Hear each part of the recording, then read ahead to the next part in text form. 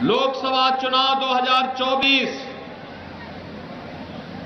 दो चरणों के चुनाव संपन्न हो चुके हैं।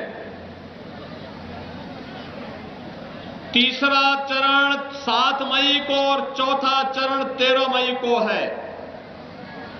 चौथे चरण में इटावा लोकसभा क्षेत्र में औरैया की जनता को भी मतदान करने का अवसर प्राप्त होगा और इसीलिए आप सबका आह्वान करने के लिए मैं आपके बीच में आया हूं कि चौथे चरण के लिए अभी से कमर कसे और जो देश की आवाज है उस आवाज के साथ इटावा की आवाज भी होनी चाहिए। देश का स्वर है फिर एक बार मोदी सरकार, फिर एक बार मोदी सरकार का। बहनों और भाइयों, ये मोदी सरकार का स्वर अचानक नहीं आया है। इसके लिए प्रयास हुए हैं। मोदी जी के द्वारा 10 वर्ष में कार्य किए गए। भारत के सर्वांगीण विकास के लिए, आपके सुरक्षित भविष्य के लिए, आपकी आने वाली पीढ़ी के सुरक्षित भविष्य के लिए, सुरक्षा के लिए, सम्मान के लिए, समृद्धि के लिए जो प्रयास हुए हैं, आज उसके परिणाम फलीभूत होते हुए दिखाई दे रहे हैं। भारत का दुनिया के अंदर सम्मान बढ़ा है। देश की सीमाएं सुरक्षित हुई हैं। आतंकवाद और नक्सलवाद को पूरी तरह समाप्त किया गया है और अब तो कहीं पर कोई पटाखा भी तेजी के साथ फटता है तो पाकिस्तान सफाई देता है कि मेरा हाथ नहीं है, क्योंकि उसे मालूम है ये नया भारत है। अगर समय से सफाई नहीं दी तो स्वयं साफ हो जाएगा, इसलिए पाकिस्तान डर के मारे सफाई पहले दे देता है। बहनों और भाइयों, ये देश के अंदर आतंकवाद का जड़ कौन था? नक्सलवाद के प्रवृत्ति को कौन भड़का रहा था? गरीबों के हकों पर डकैती कौन डाल रहा था? औरैया को 1 डिस्ट्रिक्ट 1 मेडिकल कॉलेज से किसने वंचित किया था? हर घर नल की योजना से कौन वंचित किया था?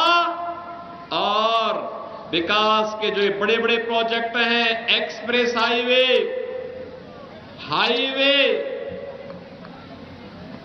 Railway, medical college, IIT, IIM, IIIT, NIT, कौन इससे वंचित कर रहा था? आज उन्हीं के बारे में आपको बताने के लिए मैं आया हूं। आप सोचिए, एक तरफ मोदी जी के नेतृत्व में सब संस्थान देश भर में खुल रहे हैं।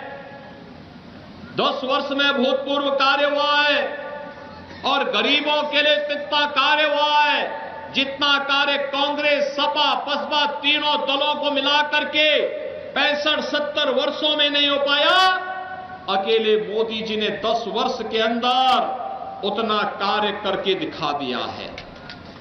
और मैं गिनाता ही हूं, 80 करोड़ लोग फ्री में राशन की सुविधा का लाभ प्राप्त कर रहे हैं। 60 करोड़ लोगों को 5 लाख रुपए की प्रतिवर्ष स्वास्थ्य बीमा का कवर दिया जा रहा है। और हमारा कोई विधायक, कोई सांसद, कोई महापौर, कोई जिला पंचायत अध्यक्ष, कोई सामान्य कार्यकर्ता और कोई पीड़ित भी अगर मुझे लिखता है कि मैं बीमार हूं, उपचार के लिए पैसा नहीं है, तो मोदी जी के द्वारा खुलाए गए जनधन अकाउंट में मैं सारा पैसा उसके अकाउंट में भेज देता हूं। कहता हूं जाओ आराम से अपना उपचार कराओ, चिंता की कोई बात नहीं, सरकार आपका ध्यान रखेगी। बहनों और भाइयों, 12 करोड़ किसानों को किसान सम्मान निधि का लाभ, 12 करोड़ घरों में शौचालय का निर्माण, 10 करोड़ घरों में उज्ज्वला योजना का रसोई गैस का सिलेंडर, और सिलेंडर ही नहीं दिया, अब तो होली और दीपावली में फ्री में गैस भर करके ही पूरा सिलेंडर उपलब्ध करवा रहे हैं। बहनों और भाइयों, 4 करोड़ गरीबों को मकान मिल गए, 2.5 करोड़ घरों में बिजली की फ्री में कनेक्शन उपलब्ध करवा दिए गए। किसानों के निजी नलकूप में फ्री में बिजली उपलब्ध करवाने का कार्य कर दिया गया। और अगले 5 वर्ष में मोदी जी ने कहा है सबको राशन मिलेगा। जिनके पास रसोई गैस के कनेक्शन नहीं, इनको रसोई गैस के कनेक्शन फ्री में मिलेंगे। जिनके घर में बिजली नहीं, वहां बिजली मिलेगी। 3 करोड़ नए लोगों को मकान देने का कार्य भी मोदी जी ने आश्वासन दे दिया कि इसको भी कराया जाएगा। बहनों और भाइयों, ये तो मोदी जी के नेतृत्व में हुआ। लेकिन कांग्रेस सपा बसपा के समय में क्या था? गरीब भूखों मरता था, किसान आत्महत्या करता था, युवा पलायन करता था, बेटी और व्यापारी सुरक्षित नहीं थी। ये चौथ वसूली का काम एक सपा के लोग करते थे। और तो और व्यापारी और बेटी असुरक्षित थी और माफिया सत्ता पर हावी होकर के गरीबों की जमीनों पर कब्जा करते थे ना करते थे ना। और बहनों और भाइयों, यही नहीं करते थे, इनके पास गरीबों को देने के लिए कुछ नहीं था। लेकिन आतंकवादियों के मुकदमों को समाजवादी पार्टी ने वापस लेने का कार्य किया था। आतंकवादियों को बिरयानी खिलाते थे, गरीब भूखों मरता था, आतंकवादियों को ये लोग बिरयानी खिलाते थे। बहनों और भाइयों, मैं आज आपसे कहने के लिए आया हूं, एक कांग्रेस और सपा का जो गठबंधन फिर से हुआ है,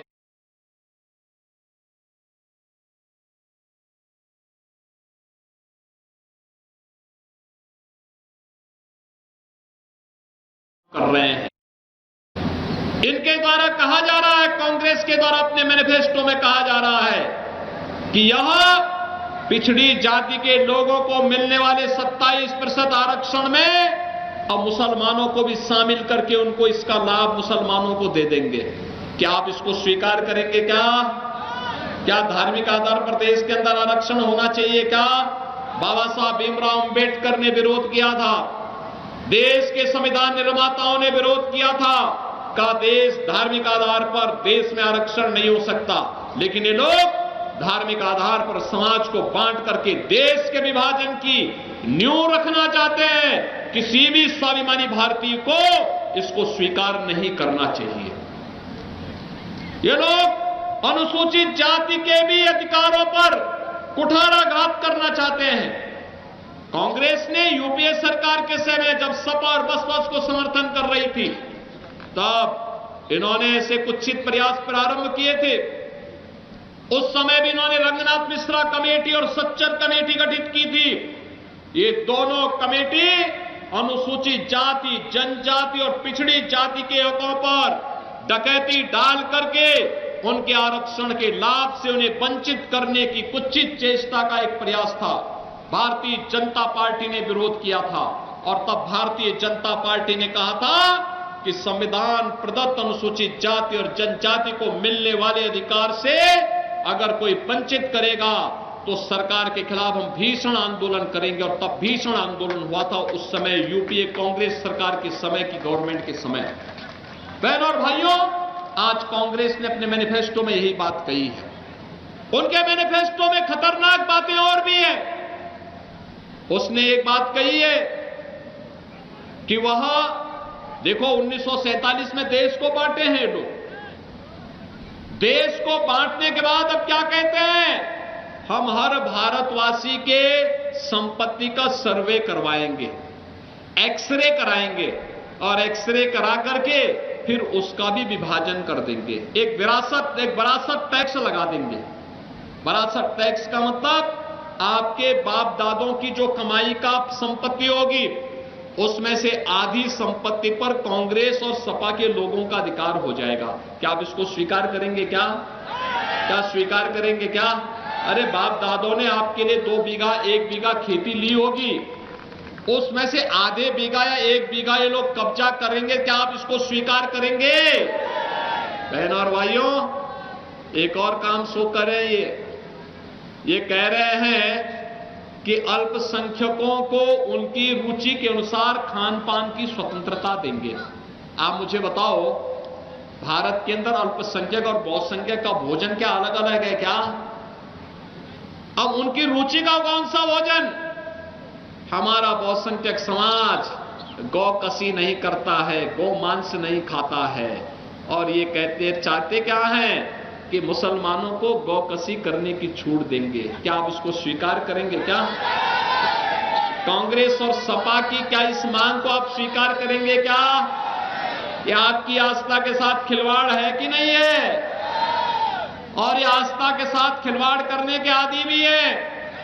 कांग्रेस की जब सरकार थी और ये सपा बसपा के लोग कांग्रेस को सपोर्ट कर रहे थे, उस समय बहनों और भाइयों आप याद करिए, तब कांग्रेस ने कहा था, कांग्रेस की सरकार ने कहा था कि राम और कृष्ण तो हुए ही नहीं, हमारे आराध्य देवों के अवतार पर, उनके अस्तित्व पर इन्होंने प्रश्न खड़ा किया था। आज तो अयोध्या में रामलला विराजमान हो गए ना, हो गए ना? कोई संदेह है क्या? कोई संदेह है अभी भी? और काशी और अयोध्या की तो पूरी बारी हो चुकी, अब तो हम लोग चल रहे हैं इधर की तरफ, ब्रज भूमि की तरफ चल रहे हैं, और इसीलिए हम लोग आह्वान करने के लिए आए हैं। भारतीय जनता पार्टी ने कहा है भारत की आस्था का सम्मान होगा। भारतीय जनता पार्टी कहती है भारत के अंदर एक समान नागरिक कानून को हम लागू करेंगे। भारतीय जनता पार्टी कहती है कि हमारे व्यापारी और बेटी को सुरक्षा देंगे, और ये लोग जो आतंकवादियों के और माफियाओं के लिए फतिया पढ़ने का काम कर रहे हैं ना, इनको 5 साल के लिए फिर से कहे कि जाओ भाई आप फतिया ही पढ़िए, हमें देश को आगे बढ़ाने दीजिए। अरे माफिया और अपराधियों के लिए फतिया पढ़ने से क्या देश का विकास होगा क्या? और इसीलिए बहनों भाइयों मैं आपसे कहने के लिए आया हूं, मोदी जी के नेतृत्व में 10 वर्ष में जो भूतपूर्व कार्य हुआ है पूरे देश के अंदर, इसीलिए एक स्वर से लोग बोल रहे हैं कि फिर एक बार मोदी सरकार, फिर एक बार तो मोदी सरकार के लिए हमें प्रचंड बहुमत के साथ कमल चुनाव चिन्ह पर वोट देना होगा। और बहनों और भाइयों, इसी के लिए भारतीय जनता पार्टी ने पूर्व केंद्रीय मंत्री, लोकप्रिय जनप्रिय नेता डॉक्टर रामशंकर कठेरिया को फिर से इटावा की इस लोकसभा सीट पर प्रत्याशी बनाकर के उतारा है। बहनों और भाइयों, रामशंकर कठेरिया आपके बीच में फिर से प्रत्याशी बनकर के आए हैं। 80 लोकसभा सीट उत्तर प्रदेश के अंदर है। हमने तय किया है 80 की 80 सीट, अब तक 16 सीटों पर चुनाव हुए हैं, 16 की 16 सीटों पे मोदी जी के नेतृत्व में भारतीय जनता पार्टी और सहयोगी दल जीत रहे हैं।